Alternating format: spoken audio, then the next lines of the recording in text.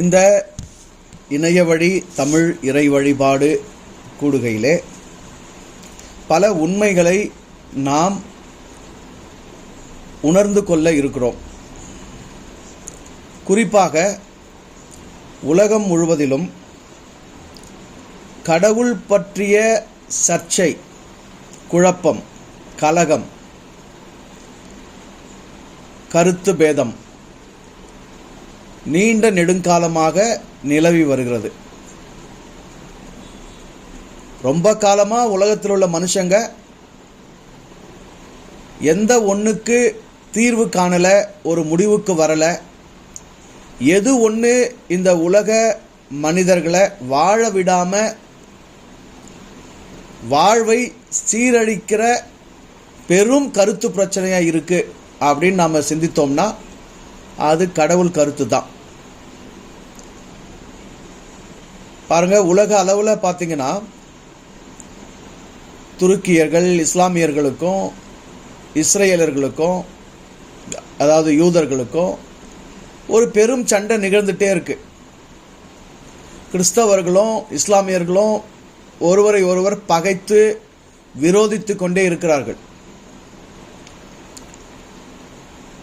பௌத்தர்கள் இந்துக்கள் மீது அல்லது பிற சமயத்தினர் மீது பகையை விதைத்து கொண்டிருக்கிறார்கள். இந்தியாவை பொறுத்த வரைக்கும் இந்து முஸ்லிம் கலவரம், இந்து கிறிஸ்தவர்கள் பிரச்சனை, கிறிஸ்தவர்கள் முஸ்லிம் பிரச்சனை, சீக்கியர்களுக்கும் மற்ற சமயத்தினருக்கும் பிரச்சனை. இப்படி உலகமெங்கிலும் மனிதர்கள், பல மதங்கள், பல்வேறு விதமான கடவுள் பற்றிய கருத்துகள், நம்பிக்கைகள், கடவுள் பற்றிய எழுத்துக்கள், இவைகளெல்லாம் உள்வாங்கி கொண்டு அதனை கொண்டு இந்த மனித இனமே ஒருவரை ஒருவர் பகைத்து விரோதித்து சீரழிந்து கொண்டிருக்கிற சூழல் ரொம்ப காலமாகவே உலகத்தில் இருந்துட்டு இருக்கு. நம்முடைய தலைமுறையில் இவைகளுக்கு நம்மால தீர்வு காண முடியும். நம்முடைய அறிவு, நமக்கு கொடுக்கப்பட்டிருக்கிற உணர்வு, நமக்கு வழங்கப்பட்டிருக்கிற புரிதல், இவைகளை கொண்டு நாம் நம்முடைய காலத்தில் தீராத இந்த கருத்து பிரச்சனைக்கு, கடவுள் கருத்து குழப்பத்துக்கு, இந்த பிரிவினைகளுக்கு, இந்த பேதங்களுக்கு தீர்வை எழுத முடியும், தீர்வை தர முடியும்.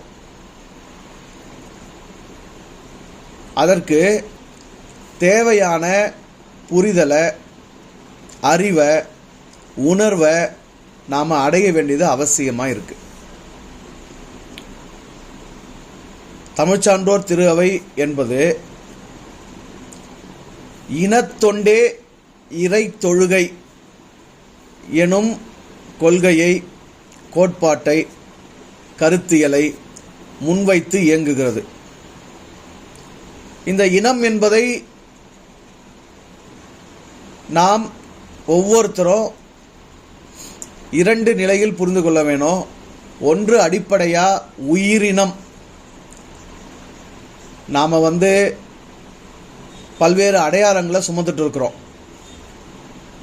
அந்த அடையாளங்கள் நம்ம எந்த குடும்பத்தில் பிறந்திருக்கிறோமோ அந்த குடும்பத்தினுடைய போர்வையாக இருக்குது.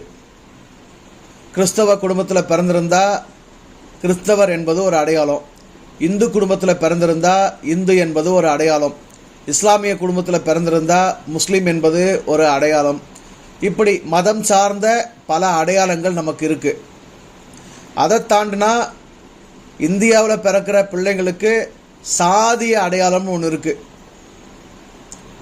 ஒவ்வொரு குறிப்பிட்ட சாதி பெயரில் தங்களை அடையாளப்படுத்திக்கிற அந்த ஒரு அடையாளம் இங்கே இருந்துட்டு இருக்கு. அதை தாண்டினா நம்ம என்ன படிச்சிருக்கிறோம், என்ன பதவியில் இருக்கிறோம், என்ன வேலை செய்கிறோம், எந்த விதமான தொழில் வழியாக நாம் பொருள் ஈட்டுகிறோம் என்பதை சார்ந்த ஒரு அடையாளம் இருக்கிறது. இன்னும் கொஞ்சம் உள்ளே புகுந்தா ஆனா பெண்ணாங்கிற, திருநங்கையாங்கிற பாலின சம்பந்தமான அடையாளம் இருக்குது. அப்போ பாலின சம்பந்தமான அடையாளத்திலிருந்து சாதி மத அடையாளம் வரைக்கும் படிப்பு பதவி அடையாளம் வரைக்கும் பல்வேறு அடையாளங்களை நம்ம போர்த்திட்டு இருக்கிறோம். ஆனால் உண்மையிலேயே இதெல்லாம் போர்வைன்னு வச்சுக்கோங்களேன். இந்த போர்வையெல்லாம் நம்ம கலைந்தோம்னா, இந்த போர்வையெல்லாம் நம்ம எடுத்து தூர போட்டோம்னா, நாம் ஒரு உயிரினம். இந்த உலகத்தில் வாழக்கூடிய பல்வேறு தரப்பிலான பல கோடிக்கணக்கான உயிரினங்களில் நீங்களும் நானும் ஒன்று. நாம் ஒரு வகையான உயிரினம். இப்போ இந்த இனத்தொண்டு என்பது உயிரின தொண்டு என்பதை முதன்மையாக புரிஞ்சுக்கணும்.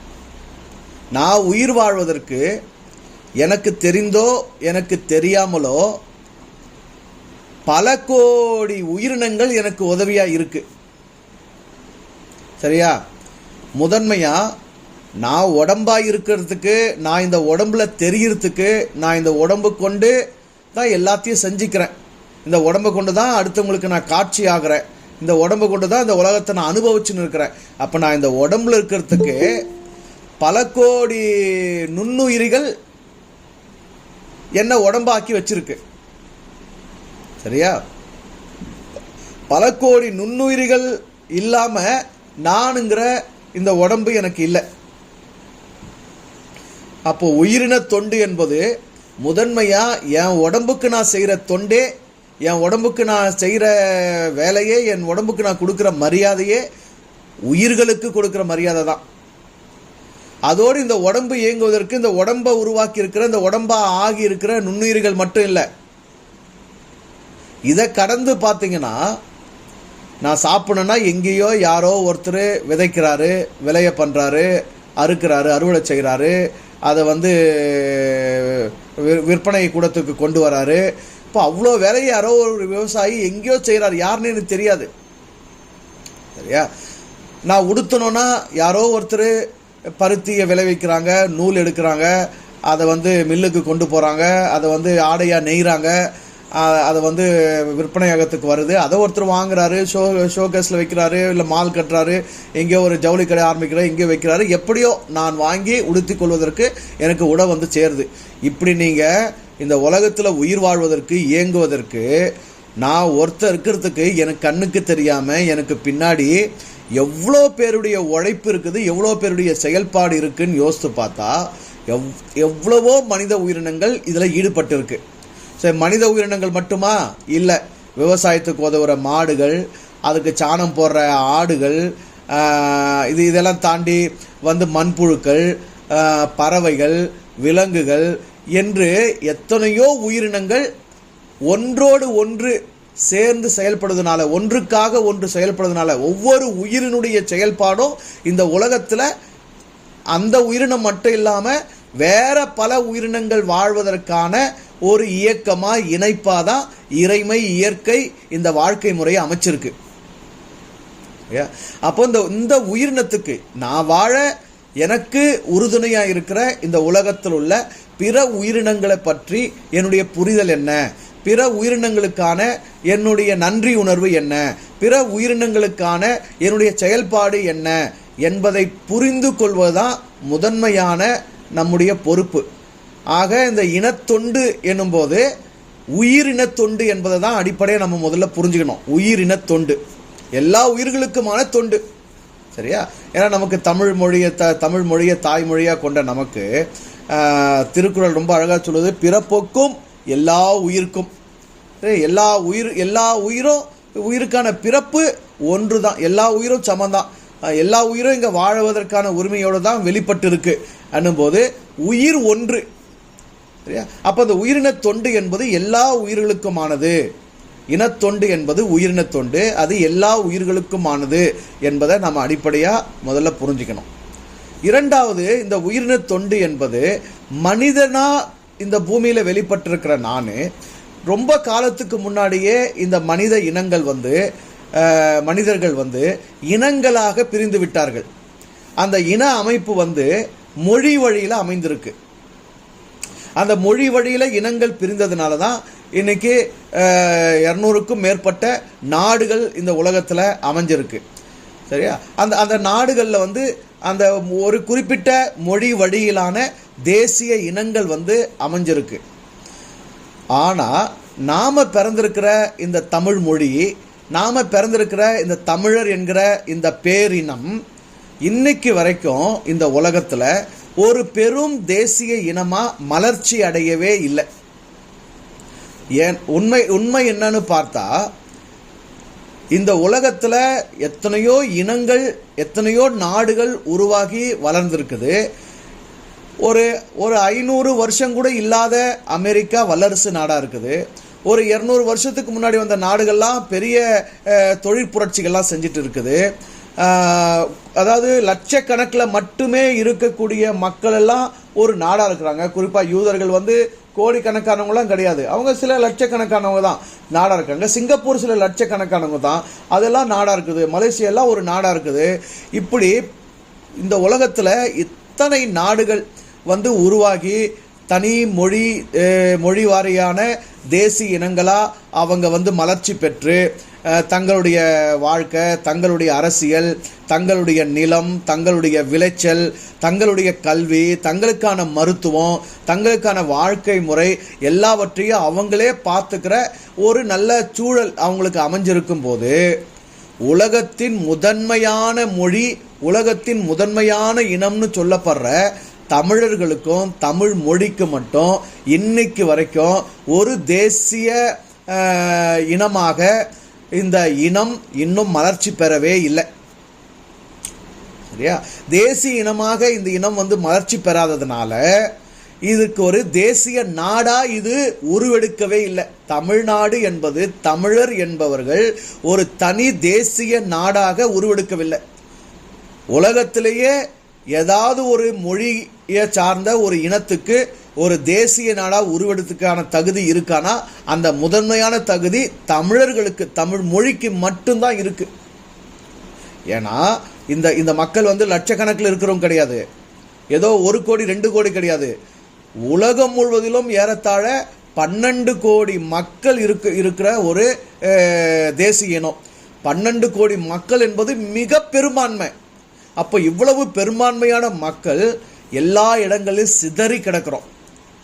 இருக்கிற தமிழ்நாடுங்கிற இந்த இடத்திலேயும் நமக்கான ஆட்சி இல்லாம, நமக்கான நிலம், சொந்த வீடுகள் இல்லாம, பெரும்பாலான தமிழர்கள் தமிழ்நாட்டில் வாடகை வீட்டில் தான் இருக்கிறோம். சரியா? நமக்கான நிலம் இல்லாம, நமக்கு தேவையான உணவை விளைவிச்சுக்கிறதுக்கான விளைநிலங்கள் நமக்கு இல்லாம, நம்முடைய மொழியில நமக்கு கல்வி இல்லாம, நம்முடைய மருத்துவம் நம்ம கையில இல்லாம, நம்முடைய ஊடகத்துறைகள் நம்ம கையில இல்லாம, இப்படி எல்லாவற்றையும் இழந்து கிடக்கிறோம். அதனால இறை உணர்வு மிக்க மனிதர்கள் நாம இன உணர்வை வளர்த்தெடுக்கும் போது, இனத்தொண்டு நாம செய்யும் போது, உயிரினம் முழுமைக்குமே தொண்டு செய்யணும் என்கிற ஒரு புரிதல், ஒரு தேவை நமக்கு இருக்கிறது. இப்பொழுது அதனோடு கூட அதைவிட முக்கியமாக தமிழர்களாகிய நாம் நம்முடைய இனத்தை மலர்ச்சி அடைய செய்யக்கூடிய, எழுச்சி அடைய செய்யக்கூடிய, நம்முடைய இனத்தை ஒரு தேசிய இனமாக வளர்த்தெடுத்து ஒரு தேசிய மலர்ச்சியை உருவாக்கக்கூடிய தமிழின தொண்டையும் அடிப்படையாக நாம் செய்ய வேண்டியது இருக்கிறது. ஆக தமிழ் சான்றோர் திரு அவையின் இனத்தொண்டே இறை தொழுகை என்பது உயிரின தொண்டு, அதனோடு கூட தமிழின தொண்டு. இந்த இரண்டும் தான் நாம் நம்முடைய தலைமுறையில், நம்முடைய வாழ்க்கையில், நம்முடைய வாழ்நாள் காலத்தில் இந்த உலகத்திலே செய்ய வேண்டிய, நம்மை படைத்த இறைமைக்கும், நமக்கு உறுதுணையாக இருந்து நம்மை இயக்கிக் கொண்டிருக்கும் இயற்கைக்கும் நாம் செய்கிற உண்மையான சரியான தொழுகையாக இருக்கும் எனும் உண்மையை உணர்ந்து அந்த புரிதல்ல இனத்தொண்டே இறை தொழுகை எனும் இந்த ஒரு வழிபாடு மன்றத்தை ஆன்மீக இயக்கமாக, அரசியல் களப்பணி இயக்கமாக இதனை நாம் கொண்டு சென்று கொண்டிருக்கிறோம். இப்போ இதில் பார்த்தீங்கன்னா இளையோர் குழு என்பது ஏனென்றால் அந்த இளமையாக இருக்கும்போது இருக்கக்கூடிய அந்த சிந்தனையினுடைய வீரியம், உடலில் இருக்கிற அந்த இரத்தச்சூடு, அந்த வேகம், அந்த இதய துடிப்பினுடைய அந்த அழுத்தம், அந்த சாரம் வயதாகும்போது பெரும்பான்மையாக குறைந்து போகிறது. சரியா? நாளைய உலகம் என்பது இன்றைய இளையோர் கையில் தான் இருக்குது. இன்றைய இளையோர் கையில் தான் நாளைய உலகம் என்பது இருக்கிறது.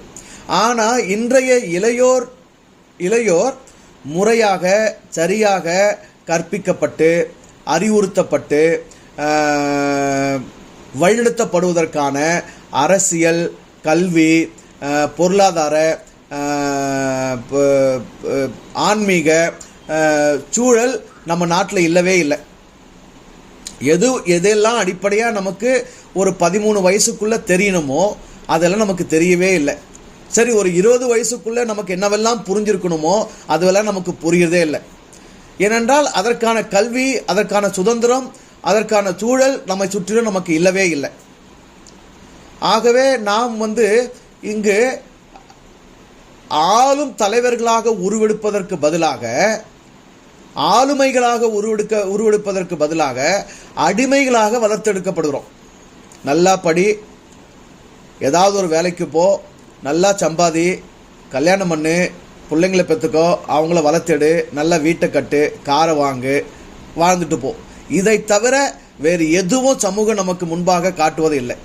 இதற்குள்ள நமக்கு போட்டி, பொறாமை, வெற்றி, தோல்வி, வேதனை, துக்கம், போராட்டம், இவைகளை அடைவதற்கான முயற்சியில் நம்ம அனுபவிக்கிற துன்பங்கள், இதெல்லாம் வாழ்க்கை நமக்கு எதுக்காக கொடுக்கப்பட்டிருக்கு, நம்ம எதற்காக மனிதர்களாக பிறந்திருக்கிறோம், ஒரு மனித பிறவிக்கான கடமை என்ன, இந்த மனித பிறவியில் நான் அடைந்திருக்க வேண்டிய அறிவு என்ன, என்னவெல்லாம் எனக்கு புரிஞ்சிருக்கணும், எவ்வளவு இன்பமாக மகிழ்ச்சியாக என்னுடைய வாழ்க்கையை நான் வாழணும் அல்லது வாழ்ந்திருக்கணும், இவைகளை எல்லாம் நாம் இந்த வாழ்க்கை போராட்டத்தில் தவற விட்டுடுறோம், இழந்துடுறோம். சரியா?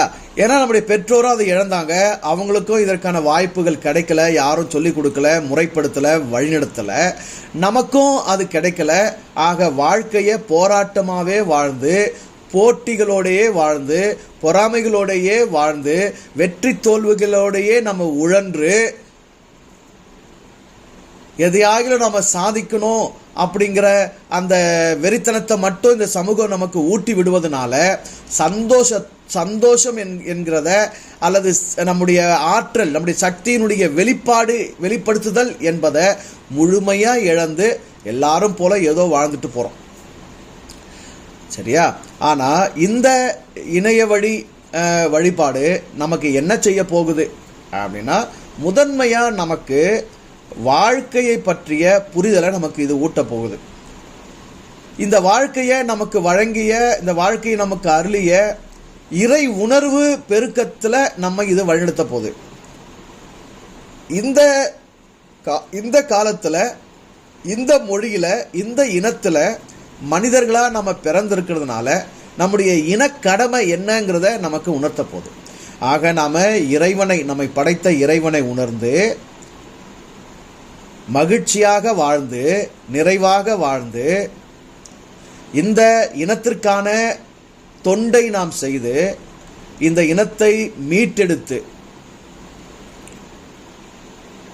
அந்த மீட்சியை தான், அந்த மலர்ச்சியை தான் நம்மை படைத்த இறைமைக்கு, இயற்கைக்கு நம்ம தொழுகையாக படைக்கவிருக்கிறோம். அதனை தான் இந்த இணைய வழிபாடு நமக்கு செய்ய இருக்கு. அதனால் என்னுடைய அழைப்பை ஏற்று இந்த இணைய தமிழ் இறை வழிபாட்டில் இணைந்திருக்கிற இளையோர்கள் ஒவ்வொருவரையும் அன்போடு மனமாற வாழ்த்தி நான் வரவேற்கிறேன்.